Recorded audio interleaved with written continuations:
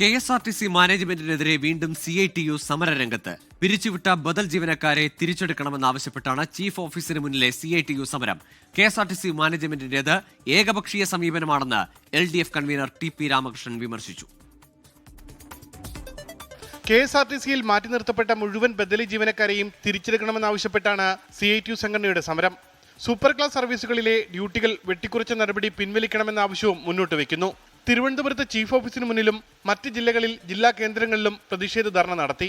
സമരം ഒഴിവാക്കാൻ എല്ലാ ശ്രമങ്ങളും നടത്തിയെന്നും എന്നാൽ ജീവനക്കാരെ ഏകപക്ഷീയമായി മാനേജ്മെന്റ് മാറ്റി നിർത്തുകയായിരുന്നുവെന്നും സമരം ഉദ്ഘാടനം ചെയ്ത TP രാമകൃഷ്ണൻ പറഞ്ഞു.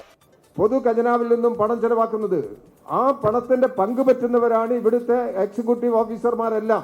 അത് MD ആയിരുന്നാലും എക്സിക്യൂട്ടീവ് ഡയറക്ടർ ആയിരുന്നാലും ആരായിരുന്നാലും അടിയന്തരമായി തൊഴിലാളി സംഘടനകളുമായി ചർച്ച ചെയ്യണം.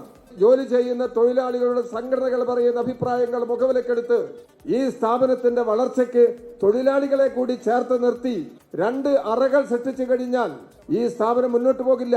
ടോപ്പ് മാനേജ്മെന്റിന്റെ ഒരു മേഖല, അതിന്റെ താഴെ നിൽക്കുന്ന ജോലി ചെയ്യുന്നവർ വേറൊരു മേഖല, രണ്ടിനെയും കൂടി സംയോജിപ്പിക്കണം.